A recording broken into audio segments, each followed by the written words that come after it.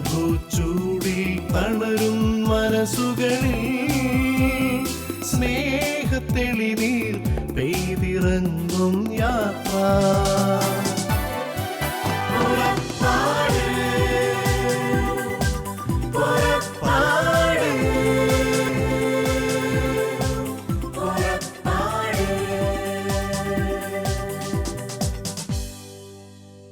Praise the Lord. എല്ലാവർക്കും ഒരിക്കൽ കൂടെ പുറപ്പാട് പ്രോഗ്രാമിലേക്ക് സ്വാഗതം. ഇന്നത്തെ പ്രോഗ്രാമിൽ തങ്ങളുടെ വിശ്വാസ ജീവിതത്തെക്കുറിച്ചും ഈശോ നൽകിയ അനുഭവങ്ങളെപ്പറ്റി എല്ലാം പങ്കുവയ്ക്കുവാനായിട്ട് ഒത്തിരി സ്നേഹത്തോടെ കടന്നു വന്നിരിക്കുന്ന ജീവനും കുടുംബത്തെയും നമുക്ക് സ്വാഗതം ചെയ്യാം. ജീവൻ, പ്രേക്ഷകർക്ക് ജീവൻ ഒന്ന് പരിചയപ്പെടുത്താം. പേര് ജീവൻ ജോർജ്, പാലക്കാട് രൂപതയിലെ മണ്ണാർക്കാട് ഹോളി സ്പിരിറ്റ് ഫൊറോന ഇടവകാംഗം. കഴിഞ്ഞ 13 വർഷമായി ദുബായിൽ ഒരു ബാങ്കിൽ ജോലി ചെയ്യുന്നു. ഭാര്യ മഞ്ജു. ഞാൻ ചങ്ങനാശ്ശേരി രൂപതയിൽ വായ്പൂര് പഴയപള്ളി മർത്തമറിയം ചർച്ച് ഇടവകാംഗമാണ്. ഞങ്ങൾക്ക് 4 മക്കളുണ്ട്. മൂത്തയാൾ ആൻമരിയ ഗ്രേഡ് 1 പഠിക്കുന്നു. രണ്ടാമത്തെ ആൾ റോസ് മരിയ KG 1. മൂന്നാമത്തെ ആൾ ജോൺ മേരി 3 വയസ്സ് കഴിഞ്ഞു. 4-മത്തെ ആൾ ഡാനിയൽ മേരി 1.25 വയസ്സ് കഴിഞ്ഞു. ജീവൻ്റെ ജീവിതത്തിലെ ആദ്യത്തെ ഈശോയുടെ ആ സ്നേഹാനുഭവം അതെന്തായിരുന്നു, എന്നായിരുന്നു ഒന്ന് പങ്കുവയ്ക്കണം? ചോദിച്ചേട്ടാ, ഞാൻ നാട്ടിലൊക്കെ പള്ളിയിലൊക്കെ വളരെ ആക്റ്റീവായിരുന്നു, KCVM-ലും CML-ലും ഒക്കെ. പക്ഷേ അത് പ്രവർത്തനങ്ങളിൽ അധിഷ്ഠിതമായൊരു ക്രിസ്തീയ ജീവിതമായിരുന്നു. ഞായറാഴ്ച പള്ളിയിൽ പോവും. കുഞ്ഞുനാളിൽ എല്ലാ ദിവസവും മുടങ്ങാതെ പള്ളിയിൽ എത്ര മഴയാണെങ്കിലും അമ്മ എഴുന്നേൽപ്പിച്ച് പള്ളിയിൽ വിടുമായിരുന്നു. പക്ഷേ അതിലൊക്കെ ഉപരിയായിട്ട് ഞാൻ ഈശോയെ ശരിക്കും അനുഭവിച്ചറിഞ്ഞത് ഗൾഫിൽ വന്നതിന് ശേഷമാണ്. എടുത്ത് പറയുകയാണെങ്കിൽ ഞാൻ ഗൾഫിൽ വരാൻ ഞാൻ ആഗ്രഹിച്ചൊരു വ്യക്തിയല്ല, പക്ഷേ സാഹചര്യങ്ങൾ കൊണ്ട് വരേണ്ടതായിട്ട് വന്നു. അപ്പോൾ അതിനു മുമ്പായിട്ട് ഞാൻ സെഹിയോനിൽ പോയിട്ടൊരു ധ്യാനം കൂടാനിടയായി. അപ്പം ആ ഒരു ധ്യാനത്തിൽ വെച്ചാണ് എനിക്ക് ദൈവാനുഭവം ഉണ്ടാവുന്നത്. അതിലൂടെ എനിക്ക് ഒരു ബോധ്യം ലഭിച്ചു, നമ്മളെവിടെയാണെങ്കിലും ഈശോയുടെ കൂടെ ആയിരിക്കുന്നതാണ് നമ്മുടെ ഏറ്റവും വലിയ സന്തോഷം. കാരണം ഞാൻ ഗൾഫിൽ നിന്ന് ഇങ്ങോട്ട് വരുമ്പം എനിക്ക് ഏറ്റവും വലിയ വിഷമം വീട്ടുകാരെയും നാട്ടുകാരെയൊക്കെ പിരിഞ്ഞു പോരുവാനുള്ളത്. അപ്പോൾ അതൊക്കെ മാറി എവിടെയാണെങ്കിലും ഈശോയുടെ കൂടെ ആയിരിക്കുമ്പോൾ ഉള്ള ആ സന്തോഷത്തെക്കുറിച്ചൊക്കെ മനസ്സിലായപ്പം എനിക്ക് ആ വിഷമമൊക്കെ പോയി. പിന്നെ അവിടെ നിന്ന് ഇങ്ങോട്ട് വന്ന ആ ഒരു അരൂപിയിൽ ആ പ്രാർത്ഥനാ ജനത്തിൽ തുടർന്നും, പ്രത്യേകിച്ച് ഞാൻ ഇവിടെ വന്നപ്പം റൂമിൽ ബാക്കിയുള്ളവരെല്ലാം ക്രൈസ്തവരായിരുന്നു. പക്ഷേ അവരുടെ കൂടെ ആയിരിക്കുമ്പോഴും പ്രാർത്ഥിക്കുവാനും പള്ളിയിൽ പോകാനും ഒക്കെ സാധിച്ചു. അങ്ങനെ ഇരിക്കുമ്പോൾ ഞാൻ അവിടെ അടുത്തുള്ള ഒരു പ്രാർത്ഥനാ കൂട്ടായ്മയിലേക്ക് കടന്നു ചെന്നു. അവിടെ വെച്ചാണ് എൻ്റെ ജീവിതത്തിൽ ഒരു ശരിയായ മാറ്റം സംഭവിക്കുന്നത്. പ്രാർത്ഥനയിൽ വളരുവാനും ശുശ്രൂഷകളിൽ വളരുവാനും ദൈവം ഒരുപാട് മേഖലകളിലേക്ക് അവിടുന്ന് ഇന്ന് വരെ ഒരുപാട് കാര്യങ്ങൾക്ക് എടുത്തുപയോഗിച്ചു. മഞ്ജുവിൻ്റെ ജീവിതത്തിൽ എന്നായിരുന്നു ആ ഒരു ഈശോയായിട്ടുള്ള ഒരു ആദ്യത്തെ സ്നേഹാനുഭവം? ഞാനും വളരെ ചെറുപ്പത്തിൽ തന്നെ പള്ളിയിൽ വളരെ ആക്റ്റീവായിരുന്നു. പക്ഷേ ഇല്ലെങ്കിലും പള്ളിയിലെ എല്ലാ പ്രവർത്തനങ്ങളിലും ഉണ്ടായിരുന്നു. പിന്നീട് ദുബൈയിൽ വന്നതിന് ശേഷം ഞാൻ ഇവിടുത്തെ ഗവൺമെൻറ് ഹോസ്പിറ്റലിൽ നഴ്സായിട്ട് ജോലി ചെയ്യുമായിരുന്നു. അപ്പോൾ അവിടെ വെച്ചിട്ട് ഒരു ചേച്ചി പറഞ്ഞതിന് ശേഷമാണ് ഞാനിങ്ങനെ നമ്മുടെ ദുബൈയിലെ ആദ്യ വെള്ളിയാഴ്ചയിൽ നടക്കുന്ന ഫാസ്റ്റിംഗ് പ്രെയറിന് എല്ലാ ആദ്യ വെള്ളിയാഴ്ച നടക്കുന്ന അതിന് ഞാൻ പങ്കെടുക്കാനായിട്ട് പോയിരുന്നു ആദ്യമായിട്ട്. അത് അവിടെ ചെല്ലുമ്പം ഇങ്ങനെ ആ ഒരു പ്രാർത്ഥനയിലൂടെ അവിടുത്തെ ആരാധനയിലൂടെയൊക്കെ ശരിക്കും ഈശോയെ കണ്ടുമുട്ടുന്ന ഒരു അനുഭവം ഉണ്ടായി. ജീവൻ പറഞ്ഞു, ഇവിടെ വന്ന് ജോലി കിട്ടിയ കർത്താവിനെ അറിഞ്ഞു. പിന്നീട് ഇന്ന് വരെ ആ ഒരു അനുഭവം അതെങ്ങനെ കൊണ്ടുപോകാൻ പറ്റുന്നു? ആ ജീവിതാനുഭവം, കർത്താവിൻ്റെ ആ സ്നേഹാനുഭവം എങ്ങനെ കൊണ്ടുപോകാനായിട്ട് പറ്റുന്നു? എന്തെല്ലാം കാര്യങ്ങൾ ചെയ്യാനായിട്ട് പറ്റുന്നു? ശരിക്കും ഒരു ദൈവത്തിൻ്റെ ഒരു പരിപാലന ഇന്ന് വരെ ജീവിതത്തിൽ അനുഭവിച്ചുകൊണ്ടിരിക്കുകയാണ്. പ്രത്യേകിച്ച് ഞാൻ ആദ്യത്തെ ജോലിക്ക് കയറിയപ്പോൾ അവിടെ എനിക്ക് രാവിലെ 5 മണി തൊട്ട് വൈകുന്നേരം 8 മണി വരെ, രാത്രി 8 മണി വരെ ഡ്യൂട്ടിയുള്ളൊരു സാഹചര്യമായിരുന്നു. ഇടയ്ക്ക് ഉച്ചയ്ക്കൊരു ഇത്തിരി ബ്രേക്ക് കിട്ടിയാലും. അപ്പോൾ ഞാൻ വിചാരിച്ചു എനിക്ക് ഒട്ടും സമയമില്ല. കാരണം മാനുഷികമായിട്ട് ചിന്തിക്കുമ്പോൾ എനിക്ക് സമയമില്ല. രാവിലെ 4 മണിക്ക് എഴുന്നേൽക്കണം, തിരിച്ചു വരുമ്പോൾ രാത്രി 8 മണി, അതിനുശേഷം ബാക്കിയുള്ള കാര്യങ്ങൾ, വീണ്ടും അടുത്ത ദിവസം നേരത്തെ പോകണ്ടോ, ഇങ്ങനെ ഒരു യന്ത്രം പോലെ ഇങ്ങനെ കറങ്ങിക്കൊണ്ടിരിക്കും. അങ്ങനെ ഇരിക്കുകയാണ് ഞാൻ ഈ പ്രാർത്ഥനാ കൂട്ടായ്മയിലേക്ക് കടന്നില്ല. ഇതിനു മുമ്പ് ഒത്തിരി പ്രാവശ്യം എന്നെ വിളിച്ചിട്ടുണ്ട്. അപ്പോൾ ഞാൻ ഒരുപാട് ഒഴിവുകഴിവുകളൊക്കെ പറഞ്ഞു മാറി, സമയമില്ല എന്നുള്ള കാര്യമുണ്ടല്ലോ. പക്ഷേ ഞാൻ അവരുടെ നിർബന്ധം സഹിക്കുക വയ്യാതെയാണ് ആദ്യം ഞാൻ ചെല്ലുന്നത്. പക്ഷേ അത് എനിക്ക് വലിയൊരു അനുഭവമായി ആദ്യം. പിന്നീട് ഞാൻ പ്രാർത്ഥനയ്ക്ക് പോകാൻ തുടങ്ങി. പിന്നീട് മധ്യസ്ഥ പ്രാർത്ഥനയ്ക്ക് പോകാൻ തുടങ്ങി, നൈറ്റ് വിജിലിന്. പിന്നെ സ്ഥിരമായിട്ട് കൂടുതൽ പള്ളിയിൽ പോകാൻ തുടങ്ങി. അപ്പം അതേ ജോലി സാഹചര്യം നിലനിൽക്കാൻ ഞാൻ കൂടുതൽ കർത്താവുമായിട്ട് അടുത്തു. അതേ തുടർന്ന് എനിക്ക് എൻ്റെ ജോലിയിലൊരു മാറ്റം ലഭിച്ചു. വേറൊരു ഞാനിപ്പോൾ വർക്ക് ചെയ്യുന്ന ബാങ്കിൽ എനിക്ക് ജോലി കിട്ടി. ആഴ്ചയിൽ 2 ദിവസം അവധി, രാവിലെ 8 മണി തൊട്ട് 4 മണിയാകുമ്പോൾ ജോലി തീരും. അപ്പോൾ എനിക്ക് മനസ്സിലായി നമ്മൾ ഈശോയോട് കൂടുതൽ, ഈശോയ്ക്ക് നമ്മുടെ ഇല്ലായ്മയിൽ നിന്ന് കൊടുക്കുമ്പോൾ അതിനനുസരിച്ച് കർത്താവ് നമ്മളെ അനുഗ്രഹിക്കും. ഉള്ള സമയം, അതായത് 12 മണിക്കൂർ ഡ്യൂട്ടിയാണ്, രാവിലെ 8 മുതൽ വൈകുന്നേരം 8 മണി. അത് കഴിഞ്ഞുള്ള സമയം കർത്താവിന് കൊടുത്തപ്പോഴത്തേക്ക് കർത്താവ് പുതിയ ജോലി തന്ന് സമയം കൂടുതൽ ക്രമീകരിച്ച് തന്നു. അതെ, അപ്പോൾ കൂടുതൽ സമയം കിട്ടിയപ്പോൾ കൂടുതൽ കാര്യങ്ങൾ ചെയ്യാൻ പറ്റി. ദുബായിലായിരുന്നു, അപ്പം അവിടുത്തെ കരിസ്മാറ്റിക്കിൻ്റെ കോർ ഗ്രൂപ്പിലുണ്ടായിരുന്നു, മലയാളി കമ്മ്യൂണിറ്റിയുടെ എക്സിക്യൂട്ടീവ് മെമ്പറായിരുന്നു, ശുശ്രൂഷകളുണ്ടായിരുന്നു. ഓരോ ഉത്തരവാദിത്തങ്ങൾ നമ്മൾ കൂടുതൽ കർത്താവിന് വേണ്ടി ഓടുമ്പോൾ അതിനനുസരിച്ച് കർത്താവ് നമ്മൾ അനുഗ്രഹിക്കുന്നത് ഇന്ന് വരെ ഞങ്ങൾ അനുഭവിച്ചുകൊണ്ടിരിക്കുകയാണ് ജീവിതം. മഞ്ജു പറഞ്ഞു ഇങ്ങനെ ഒരു ഫാസ്റ്റിംഗ് പ്രയറിൽ കർത്താവ് ശരിക്കും പിന്നീട് വിവാഹം വരെയുള്ള സമയങ്ങളിൽ ആ ഒരു അനുഭവം എങ്ങനെയായിരുന്നു? പിന്നീട് അത് ജീവിതത്തിൽ എങ്ങനെ മുന്നോട്ട് കൊണ്ടുപോയി? അതിനുശേഷം ആദ്യകാലത്തിലെ പോലെ തന്നെ വിശുദ്ധ ബലി പങ്കെടുക്കുന്നൊന്നും ഒരിക്കലും മുടക്കിയിട്ടില്ല, പ്രാർത്ഥനകളൊന്നും ഒരിക്കലും മുടക്കിയിട്ടില്ല. പ്രത്യേകിച്ച് നഴ്സസ് മിനിസ്ട്രി എന്ന് പറഞ്ഞിട്ട് ദുബായിലൊരു മിനിസ്ട്രി ഉണ്ടായിരുന്നു. അപ്പം ഈ ചേച്ചി പറഞ്ഞിട്ട് തന്നെയാണ് നഴ്സസ് മിനിസ്ട്രി ഞാൻ ആദ്യമായിട്ട് പങ്കെടുക്കാൻ പോകുന്നതും. എല്ലാ ശനിയാഴ്ചയുള്ള ആ ഒരു കൂട്ടായ്മയിൽ ഞാൻ പങ്കെടുക്കുമായിരുന്നു. അവിടെ വെച്ചൊക്കെ ഒത്തിരി ഒരുപാട് നഴ്സസ്മാർ അവരുടെ അനുഭവങ്ങൾ സാക്ഷ്യങ്ങളൊക്കെ കാണാനിടയായി. അതുപോലെ തന്നെ ഈശോയോട് കൂടുതൽ അടുക്കാനൊക്കെ ആ മിനിസ്ട്രി എന്നെ ഒരുപാട് സഹായിച്ചിട്ടുണ്ട്. ആ ഒരു മിനിസ്ട്രിയിലൂടെ രോഗികളെ കടന്നില്ലാനായിട്ട് ജോലിയിലൊക്കെ ആയിരിക്കുമ്പോഴും ആ ഒരു സ്നേഹം, ഈശോയുടെ ഒരു സ്നേഹമൊക്കെ നമുക്ക് രോഗികളുമായിട്ടൊക്കെ അവരെ പരിചരിക്കുമ്പോൾ ഈശോയാണ് ശുശ്രൂഷിക്കുന്നത്, ഞാൻ രോഗിയായിരുന്നു, നീ കടന്നു വന്നോ, ആ ഒരു ചോദ്യത്തിനൊക്കെ ഒരു ഈശോയ്ക്ക് ഒരു ഉത്തരം കൊടുക്കുന്ന രീതിയിൽ നമുക്ക് പ്രവർത്തിക്കാനൊക്കെ അന്ന് സാധിച്ചിട്ടുണ്ട്. നേരത്തെക്കാളും കാരണം കൂടുതൽ ഈശോയെ അറിഞ്ഞു, അപ്പോൾ കൂടുതൽ ഈശോയെ സ്നേഹിക്കുവാനും ഈശോയ്ക്ക് വേണ്ടി പ്രവർത്തിക്കുവാനൊക്കെ ആ ഒരു വലിയ സാഹചര്യം ഉണ്ടായിട്ടുണ്ട്. ജീവൻ്റെ മനസ്സിൽ ഒരു ജീവിത പങ്കാളിയെ പറ്റി ചിന്തിച്ചപ്പോൾ എങ്ങനെയുള്ള ആളായിരിക്കണം, അങ്ങനെ ഒരു സ്വപ്നങ്ങളോ അതെന്തായിരുന്നു ഒന്ന് പ്രേക്ഷകരോട് പങ്കുവയ്ക്കാം? പ്രാർത്ഥനാ ജീവിതത്തിലേക്കൊക്കെ കടന്നു വന്നപ്പം തീർച്ചയായിട്ടും ഞാൻ ആഗ്രഹിച്ചിരുന്നു പ്രാർത്ഥിക്കുന്ന ഒരു വ്യക്തിയെ ജീവിത പങ്കാളിയായിട്ട് കിട്ടണം. ഒരു സംഭവം ഉണ്ടായി, എന്നോട് യാദൃശ്ചികമായിട്ട് പ്രാർത്ഥനാ കൂട്ടായ്മയിലുള്ള ഒരു ചേട്ടൻ എന്നോട് പറഞ്ഞു, ഇനി കുടുംബജീവിതത്തിലേക്കൊക്കെ പ്രവേശിക്കാൻ പോവാണ്, അപ്പം ഇനി നന്നായിട്ട് പ്രാർത്ഥിച്ചൊരുങ്ങണം, കാരണം നമ്മുടെ ജീവിതത്തിൽ ശരിയായിട്ടൊരു മാറ്റം വരാൻ പോകും, നമ്മുടെ ജീവിതത്തിലേക്ക് പുതിയൊരു വ്യക്തി കടന്നു വരികയാണ്, അപ്പോൾ അതിനനുസരിച്ചായിരിക്കും നമ്മുടെ മുന്നോട്ടുള്ള ജീവിതം.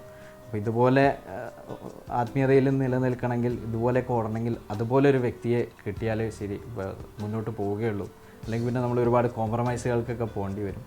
അപ്പോൾ ഞാൻ അത് സ്വീകരിച്ച് ഞാൻ അന്ന് തൊട്ട് പ്രാർത്ഥിക്കുന്നുണ്ടായിരുന്നു. ശരിക്കും ഞാൻ മാതാവിനോട് ഈ ഒരു നിയോഗം വെച്ച് ഞാൻ എല്ലാ ദിവസവും പ്രാർത്ഥിക്കായിരുന്നു, അമ്മയുടെ ഒരു മകളെ എനിക്ക് തരണം, ഈശോയ്ക്ക് വേണ്ടി എൻ്റെ കൂടെ ഓടും.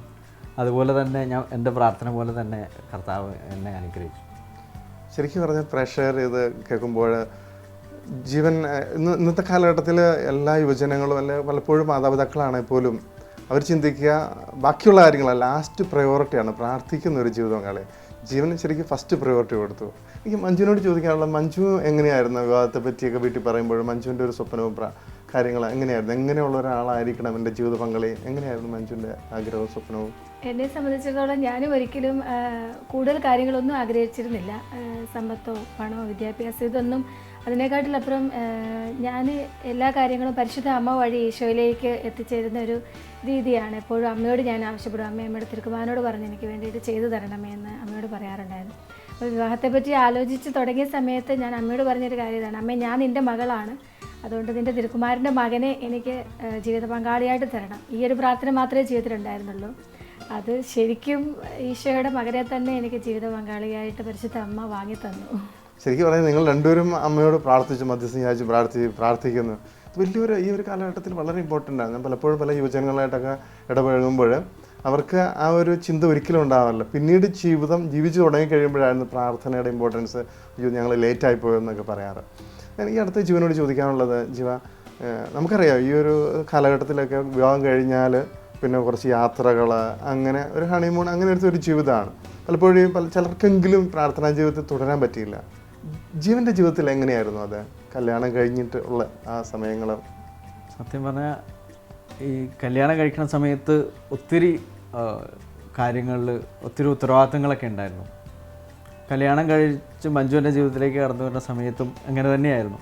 അപ്പം ആ ദൈവം അങ്ങനെ ഞങ്ങൾ ഒരുമിച്ചതുകൊണ്ട് ആ ഒരു തട്ടില്ലാതെ, ഒരു തടസ്സമില്ലാതെ വീണ്ടും മുന്നോട്ട് പോകാൻ സാധിച്ചു. കാരണം ഞാൻ അത്രയും കാലം ഞാൻ ബാച്ചിലറായിരുന്നു, ജോലി കഴിഞ്ഞ് വരുന്നു പോകുന്നു, ആരും ചോദിക്കാനില്ല ആരോടും. അപ്പം പക്ഷേ മഞ്ജു ജീവിതത്തിലേക്ക് വന്നപ്പോഴും അതിനൊരു തടസ്സമില്ലാണ്ട് ആ ഒഴുക്ക് മുന്നോട്ട് കൊണ്ടുപോകാൻ അത് തീർച്ചയായിട്ടും മഞ്ജുവിൻ്റെ ഒരു സപ്പോർട്ടും പ്രാർത്ഥനയും തന്നെയായിരുന്നു.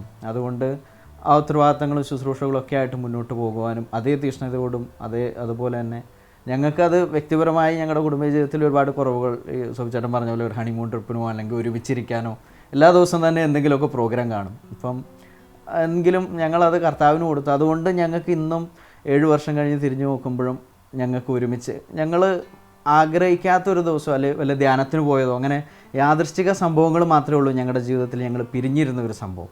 അപ്പോൾ അതുകൊണ്ട് തുടക്കം മുതൽ ഈശോയ്ക്ക് 1ാം സ്ഥാനം കൊടുത്ത് മുന്നോട്ട് പോയത് കൊണ്ട് ഇന്നും അതേ പുതിയ സ്നേഹത്തിൽ തന്നെ മുന്നോട്ട് പോകാൻ ഞങ്ങൾക്ക് സാധിക്കുന്നു. ശരിക്കും നിങ്ങളുടെ ഹണിമൂൺ ട്രിപ്പ് എന്ന് പറയുന്നത് ഈ ഓരോ ശുശ്രൂഷയ്ക്ക് പോവുക, പ്രാർത്ഥന ഗ്രൂപ്പ് പോവുക. ശരിക്കും മഞ്ജുവിന് അങ്ങനെ ഒരു സ്വപ്നമൊന്നും ഉണ്ടായിരുന്നില്ലേ? കുറച്ചെങ്കിലും ഒന്ന് കറങ്ങണം, എവിടെയെങ്കിലുമൊക്കെ ഒന്ന് പോകണം. എങ്ങനെയായിരുന്നു മഞ്ജുവിൻ്റെ ഒരു ആഗ്രഹം? എനിക്ക് വിവാഹത്തിന് മുമ്പ് തന്നെ ഇച്ഛായനെ പറ്റി ആലോചിച്ച ചേച്ചി ഇങ്ങനെ പറഞ്ഞിരുന്നു, ഇങ്ങനെ പ്രാർത്ഥനയുമായിട്ടൊക്കെ ഒത്തിരി ഇത് ആത്മബന്ധം ഈശോയുടെ കൂടെ ഒത്തിരി ഈശോയ്ക്ക് വേണ്ടി ചെയ്യുന്ന ഒരു വ്യക്തിയാണ് എന്നിങ്ങനെ പറഞ്ഞിരുന്നു. അതിനുപരി നമ്മുടെ സെൻറ്റ് മേരീസിൽ അന്ന് ഇടവകയിലുണ്ടായിരുന്ന അച്ഛൻ ടോമച്ചന്, അച്ഛൻ ജീവനെ ഒത്തിരി സ്നേഹിക്കുകയും തിരിച്ചും ജീവനും അച്ഛനുമായിട്ട് ഇന്ന് അച്ഛൻ ജീവിച്ചിരിപ്പില്ല, ആക്സിഡൻറ്റിൽ മരിച്ചുപോയി.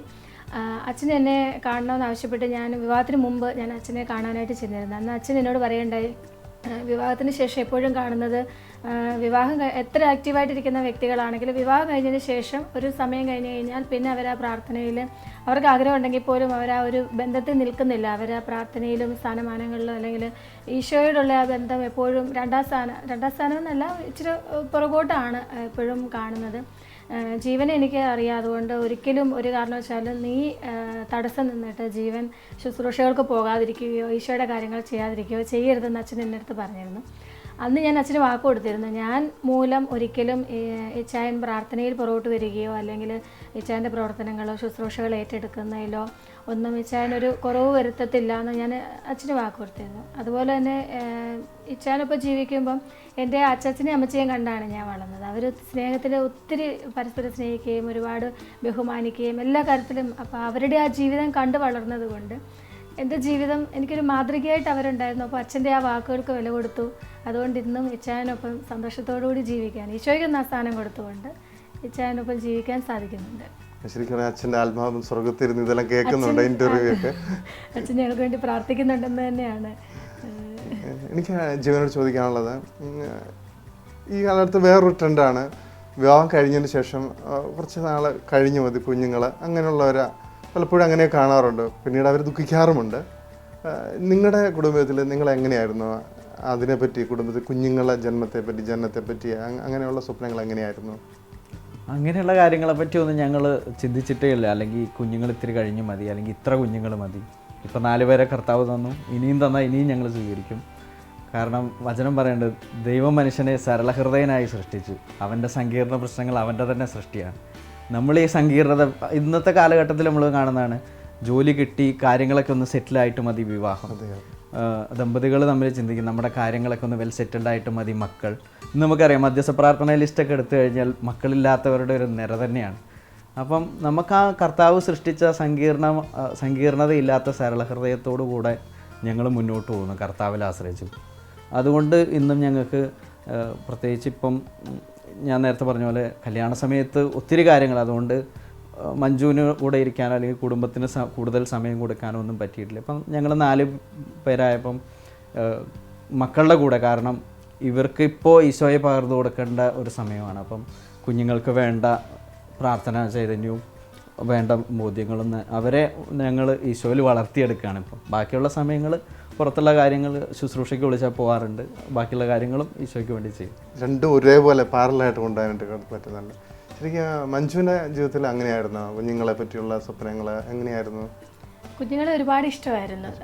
അതുകൊണ്ട് തന്നെ കുഞ്ഞുങ്ങളെ സ്വീകരിക്കുന്നതിൽ ഒരിക്കലും ഒരു അസ്വസ്ഥത തോന്നിയിരുന്നില്ല. ഞങ്ങൾ വിവാഹം കഴിഞ്ഞ് ഞങ്ങളുടെ ആദ്യ രാത്രിയിൽ ഞങ്ങൾ തോബിത്തിൻ്റെ പുസ്തകം തോബിയാസ് പ്രാർത്ഥിച്ചതുപോലെ ഞങ്ങൾ ഒരുമിച്ച് പ്രാർത്ഥിച്ച് അങ്ങനെയാണ് ഞങ്ങളുടെ ജീവിതം തുടങ്ങുന്നത്. പിന്നെ സോചേട്ടൻ ചോദിച്ച പോലെ തന്നെ ഞങ്ങളുടെ ഹണിമൂൺ ട്രിപ്പെല്ലാം ശുശ്രൂഷയ്ക്ക് പോകുന്നതാണ് ഞങ്ങളുടെ ട്രിപ്പുകൾ. ശുശ്രൂഷ കഴിഞ്ഞ് വരുന്നു.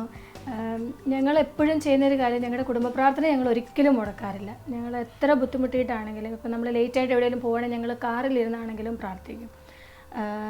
ഇപ്പോൾ ഇച്ചായൻ ഡ്യൂട്ടിയിലാണെങ്കിൽ ഇച്ചായൻ ഡ്യൂട്ടി കഴിഞ്ഞ് വരുമ്പോഴത്തേന് ലേറ്റ് ആവുന്നു. പക്ഷേ ഞങ്ങളൊരു സമയം വീട്ടിൽ വെച്ചിട്ടുണ്ട്, ഈ സമയത്ത് നമ്മൾ പ്രാർത്ഥിക്കും. ആ സമയത്ത് ഞാനും മക്കളും കൂടെ ഇരുന്ന് പ്രാർത്ഥിക്കും. ഇച്ചായൻ വന്നതിന് ശേഷം ഇച്ചായൻ്റെ സ്വയമായ പ്രാർത്ഥന ചെയ്തതിന് ശേഷം കിടക്കുന്നതിന് മുമ്പായിട്ട് ഞങ്ങൾ ഒരുമിച്ചിരുന്ന് ജപമാല ചൊല്ലി പ്രാർത്ഥിച്ചിട്ടേ ഞങ്ങൾ കിടക്കാറുള്ളൂ. അപ്പം പ്രാർത്ഥനയ്ക്ക് എന്നും ഒന്നാം സ്ഥാനം കൊടുത്തിരുന്നു. ഒപ്പം മക്കളുടെ ആ കാര്യത്തിൽ മക്കളെ ഒരുപാട് ഇഷ്ടമായിരുന്നത് കൊണ്ട് തന്നെ ദൈവം തന്ന മക്കളെ ഒരിക്കലും സ്വീകരിക്കുന്നതിൽ ഞങ്ങൾ അസ്വസ്ഥതയൊന്നും പ്രകടിപ്പിച്ചിരുന്നില്ല. ദൈവം തരുന്ന ദാനം, ദൈവത്തിൻ്റെ ദാനമാണ് മക്കളെന്ന് ഞങ്ങൾക്ക് പൂർണ്ണ ബോധ്യമുണ്ടായിരുന്നത് കൊണ്ട് ദൈവം നമ്മളെ വളർത്താൻ ഏൽപ്പിച്ചേക്കുന്നതാണ് മക്കളെ. നമ്മൾ അവരുടെ ഉടമസ്ഥരൊന്നുമല്ല, ഈശോയാണ് മക്കളുടെ ശരിക്കുള്ള പിതാവ്. അതുകൊണ്ട് തന്നെ കർത്താവ് തന്നെ ആ മക്കളെ ഞങ്ങൾ കർത്താവ് ആഗ്രഹിക്കുന്നത് പോലെ വളർത്തിക്കൊണ്ട് ആ ഒരു വിശ്വാസ ജീവിതത്തിൽ മുന്നോട്ട് പോകുവാനായിട്ട് ശ്രമിക്കുന്നു. നമുക്കറിയാം കുഞ്ഞുങ്ങളെ നമുക്ക് 4 കുഞ്ഞുങ്ങളായി. ഇവരുടെ ഈ കാലഘട്ടത്തിൽ പലപ്പോഴും ദമ്പതികൾ പലപ്പോഴും പറയാറുള്ളത് ഇവരെ എങ്ങനെ വളർത്തും, ഇവരുടെ ഡിസിപ്ലിന് ശരിക്കും അതെങ്ങനെയാണ് നിങ്ങൾക്ക് ചെയ്യാനായിട്ട് ജീവന് ചെയ്യാനായിട്ട് പറ്റുന്ന 4 കുഞ്ഞുങ്ങളെ, അവരുടെ പ്രാർത്ഥനാ ജീവിതം, അവരുടെ ഡിസിപ്ലിനായിട്ടുള്ള കാര്യങ്ങൾ അതെല്ലാം എങ്ങനെ ഒന്ന് പറയാമോ? ശരിക്കും ചോദിച്ചിട്ട് അതെങ്ങനെയാണെന്ന് ചോദിച്ചു കഴിഞ്ഞാൽ ഞങ്ങൾക്ക് തന്നെ അത്ഭുതം. പലരും മഞ്ജുവിനോട് ചോദിക്കാറുണ്ട്, ഞങ്ങൾ ഒരാളെ കൊണ്ട് തന്നെ വലിയ ബുദ്ധിമുട്ടാണ്, അതെങ്ങനെ 4 പേരെ. പക്ഷെ ഞങ്ങൾക്ക് ശരിക്കും പലപ്പോഴും മഞ്ജു തന്നെ പറയാറുണ്ട്, മാതാവ് കൂടെയുള്ള ഒരു അനുഭവം പല കാര്യങ്ങളിലും ഒരു വ്യക്തിയായിട്ട് ഞങ്ങൾക്ക് വീട്ടിൽ അനുഭവപ്പെടാറുണ്ട്. അതുപോലെ ഇത് ബുദ്ധിമുട്ടുള്ള ഒരു കാര്യം തന്നെയാണ് ഇപ്പോഴത്തെ ഒരു സാഹചര്യത്തിൽ. പക്ഷേ ഞങ്ങൾ ഈശോ പറഞ്ഞ കാര്യങ്ങൾക്കാണ് മുൻതൂക്കം. കാരണം കർത്താവ് പറഞ്ഞിട്ടുണ്ട്, യൗവനത്തിൽ ജനിക്കുന്ന മക്കൾ യുദ്ധവീരൻ്റെ കയ്യിലെ അസ്ത്രങ്ങൾ പോലെയാണ്, നഗര കവാടത്തിൽ വെച്ച് അവന് ശത്രുക്കളെ നേരിടേണ്ടി വരുമ്പോൾ ലജ്ജിക്കേണ്ടി വരികയില്ല. അപ്പോൾ തീർച്ചയായിട്ടും ദൈവത്തിൻ്റെ ദാനമാണ് മക്കളെങ്കിൽ അത് അനുഗ്രഹം തന്നെയാണ്. ഇന്ന് ദുരിതങ്ങളും ബുദ്ധിമുട്ടുകളൊക്കെയാണ്. ഇപ്പോൾ മഞ്ജു ജോലിക്ക് പോകുന്നില്ല, ഞാൻ ഒരാൾ മാത്രം ജോലി, ഞങ്ങൾക്ക് ഞങ്ങളുടേതായ ബുദ്ധിമുട്ടുകളൊക്കെ ഉണ്ട്. എങ്കിലും ഞങ്ങൾക്ക് ഉറപ്പുണ്ട് ഇത് ദൈവം നടത്തുന്ന വഴിയാണെന്ന്. അതുകൊണ്ട് തന്നെ ഇപ്പോൾ നമുക്ക് കാണാം, വൃദ്ധമന്ദിരങ്ങളൊക്കെ വർദ്ധിച്ചു വരുന്നതിനെ പറ്റിയൊക്കെ നമ്മൾ ഒത്തിരി പരാതി പറയാറും, അല്ലെങ്കിൽ അനാഥാലയത്തിൽ മാതാപിതാക്കളെ കൊണ്ടെത്താൻ ഞാൻ പലപ്പോഴും ചിന്തിക്കാറുണ്ട്, ഒരുപക്ഷെ അവരെ പരിപാലിക്കേണ്ട മക്കൾ ഒരുപക്ഷെ ജനിച്ചിട്ടുണ്ടാവില്ലായിരിക്കും. അതുകൊണ്ട് നമ്മൾ ഇന്ന് ഇതൊക്കെ ബുദ്ധിമുട്ടും. അതുപോലെ തന്നെ എൻ്റെ ജീവിതത്തിൽ എന്നെ വളരെ സ്വാധീനിച്ചൊരു സംഭവമാണ്, എൻ്റെ വളരെ ഉറ്റൊരു സുഹൃത്ത് നാട്ടിൽ, ഒരാണും ഒരു പെണ്ണുമായിരുന്നു. അവൻ ഒരു ബൈക്ക് ആക്സിഡൻറ്റിൽ വെച്ച് മരിച്ചുപോയി.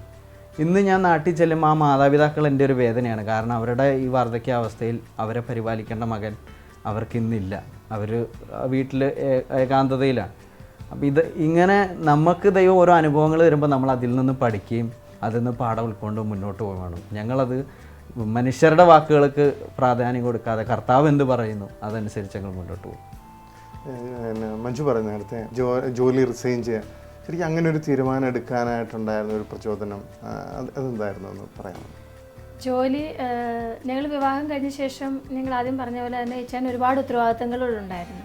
ഇച്ചാൻ ശുശ്രൂഷകളൊക്കെ ഏറ്റെടുക്കുമ്പോൾ ഞാൻ ഡ്യൂട്ടിയിലാണെങ്കിൽ ചിലപ്പം പെട്ടെന്ന് അവർ ഡ്യൂട്ടി ചേഞ്ച് അങ്ങനെയൊക്കെ വന്നു കഴിഞ്ഞ് കഴിഞ്ഞാൽ ഇച്ചാൻ ഏറ്റെടുത്ത ശുശ്രൂഷകൾക്കൊക്കെ പോകാനൊരു ബുദ്ധിമുട്ടൊക്കെ വരുമായിരുന്നു. അപ്പം ഞങ്ങളുടെ സ്ഥാനം എന്നും ഈശോയ്ക്ക് ഒന്നാം സ്ഥാനമായതുകൊണ്ട് തന്നെ ജോലിയൊക്കെ ഞങ്ങൾ സെക്കൻഡറി ആയിട്ടാണ് എപ്പോഴും കണ്ടിരുന്നത്. അപ്പം മക്കളുണ്ടായതിന് ശേഷം അവരെ ഒരു മെയ്ഡിനെ വെച്ചോ അല്ലെങ്കിൽ അങ്ങനെയൊക്കെ നോക്കുന്നതിനെ പറ്റി ആലോചിക്കുന്നത് ഞങ്ങൾക്ക് ചിന്തിക്കാൻ പറ്റുന്നൊരു കാര്യമായിരുന്നില്ല. അപ്പോൾ 2 കാര്യങ്ങൾക്ക് മുൻതൂക്കം കൊടുത്തുകൊണ്ടാണ് ഞാൻ റിസൈൻ ചെയ്തത്. ഒന്ന്, ഞങ്ങളുടെ മക്കളെ ഞങ്ങൾക്ക് തന്നെ നോക്കണം, അതൊന്നാമത്തെ കാര്യം. രണ്ടാമത്തെ കാര്യം, ഞാൻ ജോലിക്ക് പോകുന്നത് കൊണ്ട് ഒരിക്കലും ഇച്ചായൻ്റെ ശുശ്രൂഷകൾക്ക് തടസ്സം വരാൻ പാടില്ല. ഈ ഒരു 2 കാര്യങ്ങൾക്ക് മുൻതൂക്കം കൊടുത്തുകൊണ്ട് ജോലി റിസൈൻ ചെയ്യുമായിരുന്നു. ചെയ്യുന്ന സമയത്ത് ഒത്തിരി പേര് ചോദിച്ചിരുന്നു, ഇപ്പോഴത്തെ കാലത്ത് ജോലി റിസൈൻ ചെയ്ത് കഴിഞ്ഞാൽ 2 പേരും കൂടെ എങ്ങനെ ജീവിക്കും? അത് തന്നെയല്ല, നമ്മൾ പഠിച്ചു, നമുക്ക് നമ്മുടെ ജോലി കൊണ്ട് നമ്മുടെ കയ്യിലൊരു വരുമാനം, നമുക്ക് ഭർത്താവിൻ്റെ മുമ്പിൽ പോയി കൈ നീട്ടേണ്ട കാര്യമില്ല, അങ്ങനെയൊക്കെയുള്ള ചോദ്യങ്ങളൊക്കെ ഒരുപാട് വന്നിട്ടുണ്ട്. പക്ഷേ എന്നെ സംബന്ധിച്ചിടത്തോളം വിവാഹം കഴിഞ്ഞ അന്ന് മുതൽ ഇന്ന് വരെ ഞങ്ങൾക്ക് ഒരു അക്കൗണ്ടാണ്. എന്നുവെച്ചാൽ എൻ്റെ കയ്യിൽ എത്രയുണ്ടോ അത് ഇച്ചായനറിയാം, ഇച്ചായൻ്റെ കയ്യിൽ എത്രയുണ്ടോ അന്നും ഇന്നും ഇച്ചായൻ എൻ്റെ കയ്യിൽ പൈസ തരും. അപ്പോൾ ഞാൻ പറയും, ഇച്ചായൻ എനിക്കിത് വേണ്ടാന്ന് പറഞ്ഞാൽ പോലെ നിൻ്റെ കയ്യിൽ ഇരുന്നോട്ടെ, കുറച്ച് പൈസ നിൻ്റെ കയ്യിൽ. പക്ഷെ അത്രയും ഒരു തുറവി ഞങ്ങളുടെ ജീവിതത്തിലുണ്ട്. നമുക്കൊരു തുറവില്ലാത്തപ്പോഴാണ് ഭർത്താവിന് മുമ്പിൽ കൈ നീട്ടുന്നതിനെ പറ്റി ഒരു വിഷമവും അല്ലെങ്കിൽ ഭാര്യയ്ക്ക് കൊടുക്കണോ അങ്ങനെയൊക്കെയുള്ള ഒരു ചിന്ത വരുന്നത്. ഞങ്ങളുടെ ജീവിതത്തിൽ ഞങ്ങൾ എപ്പോഴും ഈശോയ്ക്ക് ഒന്നാം സ്ഥാനം കൊടുക്കുന്നുണ്ട്. ഈശോ ഞങ്ങളെ ശരിക്കും നേരായ വഴിയിൽ കൂടെ തന്നെയാണ് നടത്തുന്നത്. അതുകൊണ്ട് അവിടെ ഒരു ഈഗോയുടെ പ്രശ്നമോ ഒരു കോംപ്ലക്സിൻ്റെ പ്രശ്നമോ അല്ലെങ്കിൽ ഞാൻ വലിയ ആൾ അങ്ങനെയുള്ള ഒരു ചിന്തയൊന്നും വരുന്നില്ല. അതുകൊണ്ട് റിസൈൻ ചെയ്യുന്നതിനെ പറ്റി മൂന്നാമതൊന്നും ആലോചിക്കേണ്ട കാര്യമേ വരുന്നില്ല. റിസൈൻ ചെയ്തു, അത് ഈശോയ്ക്ക് വേണ്ടിയിട്ടാണ് റിസൈൻ ചെയ്തത്. കാരണം പലപ്പോഴും കുടുംബങ്ങൾ നോക്കുകയാണെങ്കിൽ 2 പെട്ടിയാണ് കുറച്ച്, പക്ഷെ നിങ്ങളെ സംബന്ധിച്ചിടത്തോളം അത് വലിയൊരു സാക്ഷിയാണ് ഇന്ന്. കാരണം 2 പേർക്കും കൂടെ ഒരു പെട്ടി. അപ്പോൾ അവിടെ അങ്ങോട്ടും ഇങ്ങോട്ടും അപ്പോൾ ഒരു ഫൈനാൻഷ്യൽ സ്വാതന്ത്ര്യം പലപ്പോഴും സ്ത്രീകൾ പറയാറുണ്ട്, ഞങ്ങൾക്ക് ഫൈനാൻഷ്യൽ സ്വാതന്ത്ര്യമില്ല, സാമ്പത്തിക സ്വാതന്ത്ര്യമില്ല, അങ്ങനെ ആണ് 2 ജോലിക്ക് പോകുന്നത്. പക്ഷേ ഇത് മഞ്ജു 2 പേരും കൂടെ തീരുമാനിച്ച് 2 പേരും കൂടെ ഒന്നിച്ച് തീരുമാനിച്ചു ഒരാൾ ജോലിയിൽ നിന്ന് മാറി നിന്ന് കുഞ്ഞുങ്ങളെ നോക്കാനും തമ്പുരാൻ്റെ ശുശ്രൂഷയ്ക്ക് വേണ്ടി സപ്പോർട്ട് ചെയ്യാൻ റിയലി വെരി ഗുഡ്. ജീവനോട് ചോദിക്കണേ, ഞാൻ കേട്ടിട്ടുണ്ട് ജീവൻ ഭവനത്തിൽ ഒത്തിരി മക്കൾക്ക് വന്ന് പ്രാർത്ഥിക്കാനായിട്ട് ജീവൻ ഒരു റൂം തന്നെ സെറ്റ് ചെയ്ത് തരിക. ശരിക്കും അതിന് പിന്നിലുള്ള ആ ഒരു ആഗ്രഹവും സ്വപ്നവും എന്തായിരുന്നു അതിൻ്റെ പ്രചോദനം? അതും ചോദിച്ചേട്ടാ, അത് കർത്താവ് നടത്തിയത് യാദൃശ്ചികമായിട്ട് സംഭവിച്ചത്. ഞങ്ങളതിനെ പറ്റി ഒന്നും, കാരണം ഞങ്ങൾ ദുബായിൽ നിന്ന് ഇപ്പം മഞ്ജു റിസൈൻ ചെയ്തു, അപ്പം വരുമാനം കുറഞ്ഞു, അപ്പം ഞങ്ങൾ ഇച്ചിരി ദൂരേക്ക് മാറി താമസിക്കാൻ തീരുമാനിച്ചു. അപ്പം മഞ്ജു അറിയാതാണെങ്കിലും പ്രാർത്ഥിച്ചൊരു കാര്യം, ഈശോയെ ഞങ്ങൾക്കും നിനക്കും കൂടെ താമസിക്കാനൊരു ഭവനം വേണം, ചെറിയൊരു റെൻറ്റിൽ. 2 ബെഡ്റൂം ഫ്ലാറ്റാണ്, കാരണം പിള്ളേർക്കൊന്നും ഓടിക്കളിക്കാനും. പക്ഷേ ഞങ്ങൾക്ക് ഒരു 3 ബെഡ്റൂം ഫ്ലാറ്റാണ് കിട്ടിയത്.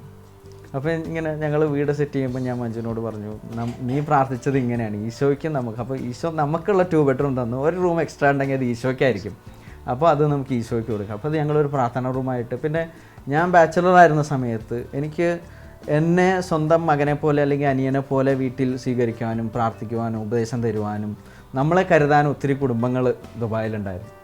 അപ്പം ഞാനൊരു കുടുംബസ്ഥനായപ്പം എനിക്ക് കിട്ടിയ ആ സ്നേഹം പകർന്നു കൊടുക്കണം എന്ന് എനിക്ക് ഉണ്ടായിരുന്നു. കാരണം അല്ലെങ്കിൽ ഞാനൊരു സ്വാർത്ഥനായി പോകും. അപ്പം നമ്മുടെ ചുറ്റുമുള്ള ബാച്ചിലേഴ്സായിട്ടുള്ള പിള്ളേർ, അവർക്ക് എപ്പോൾ നമ്മുടെ വീട്ടിൽ വരാനുള്ള സ്വാതന്ത്ര്യമുണ്ട്, നമ്മുടെ കൂടെ ഇരുന്ന് പ്രാർത്ഥിക്കുവാനും ഭക്ഷണം കഴിക്കുവാനും. ഞങ്ങളൊരു കുടുംബമായിട്ട് അനിയന്മാരെ പോലെ ചേട്ടന്മാരെ പോലെയൊക്കെ കരുതുന്ന ഒത്തിരി പേരുണ്ട്. അത് ദൈവം അതിനെ മാനിക്കുന്നു. ഒരു സംഭവം, ഞങ്ങളുടെ ഇതുപോലെ ഒരു അകന്ന ബന്ധു, പുള്ളി അടുത്ത് തന്നെ ബാച്ചിലായിട്ട് താമസിക്കും. അപ്പോൾ പുള്ളിയുടെ കൂടെ വർക്ക് ചെയ്യുന്ന പുള്ളിയുടെ സൂപ്പർവൈസറായിട്ടുള്ള ഒരു അക്രൈസ്തവനായിട്ടുള്ള ഒരു വ്യക്തി ഉണ്ടായിരുന്നു. അപ്പോൾ പുള്ളിയെ ഇങ്ങനെ അവർ കുടുംബമായിട്ട് താമസിക്കുന്നത്, അവരെ ഒരു ദിവസം ഞങ്ങളുടെ ഈ ബന്ധു വീട്ടിലേക്ക് കൂട്ടിക്കൊണ്ടുവന്നു. പുള്ളിയെ, അവർക്ക് ഫാമിലിയിൽ എന്തൊക്കെയോ കുറേ പ്രശ്നങ്ങളൊക്കെ ഉണ്ടായി. ഇങ്ങനെ വന്നു പ്രാർത്ഥിക്കണം എന്ന് പറഞ്ഞു. ഞങ്ങൾ എന്തിനു വേണ്ടി പ്രാർത്ഥിക്കാൻ, അല്ല എങ്ങനെ പ്രാർത്ഥിക്കണമെന്ന് ഞങ്ങൾക്കറിയില്ല. ഞങ്ങൾ അവിടെ ഇരുന്ന് ഞങ്ങൾ സ്തുതിച്ച് പ്രാർത്ഥിച്ചു. കുറച്ച് കഴിഞ്ഞപ്പം ഈ പുള്ളിക്കാരൻ്റെ ഭാര്യ അവിടെ വീണു. ഞങ്ങൾക്കൊന്നും മനസ്സിലായില്ല എന്ത് ചെയ്യണം. ഞങ്ങൾ പ്രാർത്ഥന കണ്ടിന്യൂ ചെയ്തു. പക്ഷേ പ്രാർത്ഥന കഴിഞ്ഞപ്പോൾ അവർ പറഞ്ഞു, എനിക്ക് വളരെ വർഷങ്ങളായിട്ട് ബാത്റൂമിൽ തെന്നി വീണൊരു വേദന ഉണ്ടായിരുന്നു, കാലിന് നടുവേദന, അതുകൂടെ വെച്ച് സൗഖ്യമായിരുന്നു. അപ്പം കർത്താവ് നമ്മളിങ്ങനെ പോവാണ് ഈശോയ്ക്ക് വേണ്ടി പൊട്ടന്മാരെ പോലെ. പക്ഷേ ഈശോയ്ക്ക് നമ്മളിലൂടെ ഓരോ കാര്യങ്ങൾ ചെയ്യാനുണ്ട്, അത് ഈശോ നമ്മളിലൂടെ ചെയ്യും. കർത്താവിന് വേണ്ടി ഒരു കരുതിയാകാനുണ്ട്. അന്നത്തെ ആ സംഭവത്തോടുകൂടി ആ ക്രൈസ്തവർ ഈശോയിൽ വിശ്വസിച്ചുകൊണ്ട് എല്ലാ പ്രാർത്ഥനയിലും മുടങ്ങാതെ വരുന്നുണ്ട്. മഞ്ജു, പലപ്പോഴും സ്ത്രീകളെ സംബന്ധിച്ചിടത്തോളം ആണെങ്കിൽ അസ്വസ്ഥത തോന്നും, പലപ്പോഴും ഇങ്ങനെ വരുന്ന. മഞ്ജുവിന് എങ്ങനെ അത് അക്സെപ്റ്റ് ചെയ്യാൻ പറ്റുന്നു? വിവാഹത്തിന് മുമ്പ് ഇച്ചാൻ ജീവിച്ചിരുന്ന ആ സിറ്റുവേഷന്, ഇച്ചാൻ അനുഭവിച്ചിരുന്ന സ്നേഹം, അതൊക്കെ എന്നോട് ഇച്ചാൻ പറഞ്ഞിട്ടുണ്ടായിരുന്നു. അപ്പോൾ വിവാഹത്തിന് ശേഷവും ഇതേ വ്യക്തികളുടെ അടുത്ത് ഞങ്ങൾ പോവുകയും ഞങ്ങൾ സ്വന്തമായി കരുതുകയും ഒക്കെ ചെയ്തത് ഞങ്ങൾ അനുഭവിച്ചതാണ്. അപ്പം ഒരു ഒറ്റയ്ക്ക് ജീവിക്കുന്നതിൻ്റെ ഒരു വേദന, അത് വേദന തന്നെയാണ്. ഒരു പക്ഷേ കുടുംബം നാട്ടിലായിരിക്കാം. അപ്പോൾ ആ ഒരു വേദന നമ്മൾ പലരിൽ നിന്നും കണ്ടറിഞ്ഞിട്ടുണ്ട്. അപ്പോൾ അതുകൊണ്ട് തന്നെ ഞങ്ങൾ ആ ഒരു കാര്യത്തിൽ ഇച്ചാനോടൊപ്പം നിൽക്കാൻ തന്നെയാണ് എനിക്ക് തോന്നിയിട്ടുള്ളത്. കാരണം നമുക്ക് കുടുംബമുണ്ട്, അപ്പോൾ നമുക്കൊരു സന്തോഷം പങ്കുവയ്ക്കാൻ നമ്മളെല്ലാവരും ഉണ്ട്. പക്ഷേ വേറൊരാൾക്ക്, അല്ലെങ്കിൽ ആ ഒരു മകന് അല്ലെങ്കിൽ ഒരു മകൾക്ക് സന്തോഷം പങ്കുവയ്ക്കാൻ ഒരു പക്ഷേ ഫോൺ വിളിച്ച് വീട്ടിൽ പറയണം. അപ്പം നമ്മൾ സ്വന്തം സഹോദരങ്ങളായിട്ട് അവരുടെ അടുക്കിലേക്ക് ഇറങ്ങി ചെല്ലുന്ന ആ ഒരു നിമിഷത്തിൽ അവർക്ക് ആ ഒരു ഭവനം, അവരെപ്പോഴും പറയാറുണ്ട്, നമ്മുടെ ആ വീട്ടിൽ വന്ന് കയറുമ്പോൾ എപ്പോഴും പറയുന്നുണ്ട്, ഇവിടെ വന്ന് പോകുമ്പോൾ സ്വന്തം വീട്ടിൽ വന്ന് കയറി ഇറങ്ങിപ്പോയ ഒരു അനുഭവം, നാട്ടിലെത്തിയ ഒരു അനുഭവം തോന്നാറുണ്ടെന്ന് എപ്പോഴും എല്ലാവരും വന്ന് പോയവരൊക്കെ പറയാറുണ്ട്. അവസാനമായിട്ട് ജീവന് പ്രേക്ഷകരോട് എന്താണ് പറയാനുള്ളത്? അങ്ങനെ ചോദിച്ചാൽ എനിക്ക് പെട്ടെന്ന് മനസ്സിലേക്ക് ഓർമ്മ വരുന്ന ഒരു കാര്യമുണ്ട്. ഞങ്ങൾ മഞ്ജു ആദ്യത്തെ പ്രഗ്നൻസിയുടെ സമയത്ത് ഒത്തിരി കോംപ്ലിക്കേഷൻസ് ഉണ്ടായിരുന്നു, ബ്ലീഡിങ്ങും പെയിനും. ഞങ്ങൾ കുടുംബമൊന്നും കൂടെ ഇല്ല, എന്താ ചെയ്യേണ്ടതെന്ന് ഞങ്ങൾക്ക് അറിയില്ല. അപ്പോൾ ഇങ്ങനെ ഞങ്ങളൊരു ആശ്വാസത്തിന് വേണ്ടി ഞങ്ങളുടെ ഒരു ബന്ധുവിൻ്റെ വീട്ടിൽ പോയി. അപ്പോൾ അവിടെ ചെന്നപ്പോൾ ഇങ്ങനെ സംസാരത്തിനിടയിൽ അവർ, അയ്യോ ഇങ്ങനെ നിങ്ങൾ 3rd ഫ്ലോറിലാണ് താമസിക്കുന്നത്, അവിടെ ലിഫ്റ്റ് ഇല്ല, അല്ലേ കയറി ഇറങ്ങണം, മഞ്ജു ജോലിക്ക് പോകുന്നുണ്ട്, എൻ്റെ ഇതുപോലെ ഞങ്ങൾക്കറിയാവുന്നൊരു അവർക്കിതുപോലെ ഇത് തന്നെയായിരുന്നു കോംപ്ലിക്കേഷൻ. അവസാനം അത് ബ്ലീഡിങ് കൂടി ആ കൊച്ചു അബോർഷനായിപ്പോയി. അപ്പോൾ നമുക്കുണ്ടായിരുന്ന അസ്വസ്ഥത ഒന്നും കൂടെ വർദ്ധിച്ചു. അപ്പോൾ അന്ന് ഞാൻ മഞ്ജുവിനോട് പറഞ്ഞു, ഇനി നമ്മൾ മനുഷ്യരുടെ വാക്ക് ശ്രവിക്കുന്ന പ്രശ്നമില്ല, നമ്മൾ ഈശോയിൽ ആശ്രയിച്ച് ഈശോയിൽ നിന്ന് ശക്തിയും കൃപയും സ്വീകരിച്ച് മുന്നോട്ട് പോകുമ്പം അതിന് ഒരു തടസ്സവും ഉണ്ടാവില്ല. പിന്നെ പ്രേക്ഷകരോടായിട്ട് പറയാനുള്ളൊരു കാര്യം കുഞ്ഞുങ്ങളെ വളർത്തുന്നതിനെ പറ്റിയാണ്. അപ്പോൾ ഞാൻ ആദ്യം പറഞ്ഞ പോലെ ഇന്ന് അനാഥാലയങ്ങൾ കൂടുന്നുണ്ടെങ്കിൽ അതിന് നമ്മൾ ഒരു തലമുറയെ കുറ്റം പറഞ്ഞിട്ട് കാര്യമില്ല, അതിന് ഉത്തരവാദി ഒരു പക്ഷേ കുറ്റം വിധിക്കുന്നതല്ല, അവരെ പരിപാലിക്കേണ്ട മക്കൾ ജനിച്ചിട്ടുണ്ടാവില്ല. അതുപോലെ തന്നെ കുഞ്ഞുങ്ങളെ ശിക്ഷിക്കാൻ ഞങ്ങൾ 3 വയസ്സുള്ള ജോണിനെ നല്ല അടി കൊടുത്തന്നെ. കാരണം വചനം പറയുന്നുണ്ട് ശിശു മനസ്സിൽ എന്നാണ് പറയുന്നത്, അല്ലാണ്ട് അവർ ഒരു യുവാവായിട്ടല്ല. ശിശു മനസ്സിൽ പോഷത്വം കെട്ടുപണഞ്ഞ് കിടക്കുന്നു, വടി അതിനെ ആട്ടിയെ കെട്ടും. അപ്പോൾ പിള്ളേരെ അടി കൊടുത്തന്നെ നമ്മൾ സ്നേഹിക്കുന്നില്ലെങ്കിൽ നമ്മൾ അവരോട് കാണിക്കുന്ന നീതികേടാണ്. അല്ലെങ്കിൽ കുഞ്ഞുങ്ങൾ വളർന്നിട്ട് അവരെ നന്നാക്കാം. അവരെ നമ്മൾ സ്നേഹിക്കുന്നുണ്ടെങ്കിൽ അവരെ നല്ല ശിക്ഷണത്തിൽ തന്നെ വളർത്തണം. അല്ലെങ്കിൽ നമ്മുടെ മക്കളെ നമ്മൾ ഇന്ന് തല്ലിയില്ലെങ്കിൽ നാളെ നാട്ടുകാർ വാക്കുകൊണ്ടോ പ്രവൃത്തി കൊണ്ടോ അവരെ വേദനിപ്പിക്കും, അല്ലെങ്കിൽ മറ്റുള്ളവരിൽ നിന്ന് അവർക്കത് കിട്ടും. അപ്പോൾ അതിൽ നല്ലത് നമ്മുടെ മക്കളെ നമ്മൾ ശിക്ഷണത്തിൽ വളർത്തുന്നത് തന്നെയാണ്. മഞ്ജുവിന് അവസാനമായിട്ട് പ്രേക്ഷകരോട് എന്താണ് പറയാനുള്ളത്? പ്രേക്ഷകരോട് പറയാനുള്ളൊരു ഒന്നാമത്തെ കാര്യം ഇതാണ്, ഈശോയ്ക്ക് 1-ാം സ്ഥാനം കൊടുത്തു കഴിഞ്ഞാൽ അടുത്ത സ്ഥാനം ജീവിത പങ്കാളിക്ക് കൊടുത്തിരിക്കണം. ജീവിത പങ്കാളി എന്താണോ അത് ആഗ്രഹിക്കുന്നത് ആ രീതിയിൽ നമ്മൾ സപ്പോർട്ട് ചെയ്തുകൊണ്ട് നമ്മൾ കൂടെ നിൽക്കണം. അത് ഈശോ അതിന് നമുക്ക് സഹായം തരും. അതിനുശേഷം നമ്മൾ മക്കളെ സ്നേഹിക്കണം. മക്കൾ വന്നു കഴിഞ്ഞാൽ ഉടനെ നമ്മൾ ചിന്തിക്കും, അയ്യോ മക്കൾ വന്നു, ഇനിയിപ്പോൾ മക്കൾക്ക് 1-ാം സ്ഥാനം കൊടുക്കാം. അപ്പോൾ അവിടെ ഒരിക്കലും അങ്ങനെ ചെയ്യാൻ പാടില്ല. കർത്താവ് തന്നെ അതിന് നമ്മളോട് പറയുന്നുണ്ട്, നമ്മുടെ സഭ തന്നെ നമ്മൾ 1-ാം സ്ഥാനം ഈശോയ്ക്ക് കൊടുത്തു കഴിഞ്ഞാൽ 2-ാം സ്ഥാനം ജീവിത പങ്കാളിക്ക്, പിന്നെ മക്കൾക്ക്. അപ്പോൾ ആ ഒരു സ്ഥാനം കൊടുത്തുകൊണ്ട് പിന്നെ ഒരിക്കലും കുടുംബ പ്രാർത്ഥന വീട്ടിൽ മുടക്കാൻ പാടില്ല.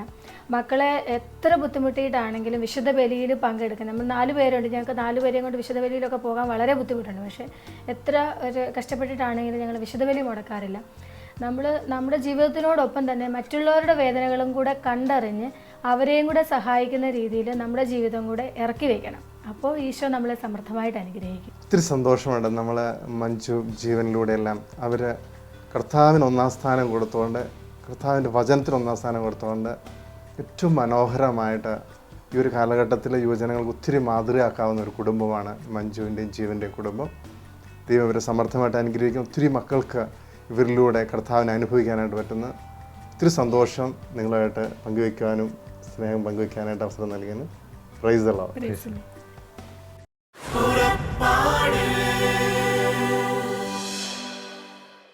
ഈ പ്രോഗ്രാമിനെ കുറിച്ചുള്ള നിങ്ങളുടെ വിലയേറിയ അഭിപ്രായങ്ങളും നിർദ്ദേശങ്ങളും ഇമെയിലിലൂടെ ഞങ്ങളെ അറിയിക്കുക. purappadu.uae@gmail.com. പരിശുദ്ധാത്മവരങ്ങളാലെന്നും ഹൃദയത്തിനകതാരു നിറയ്ക്കും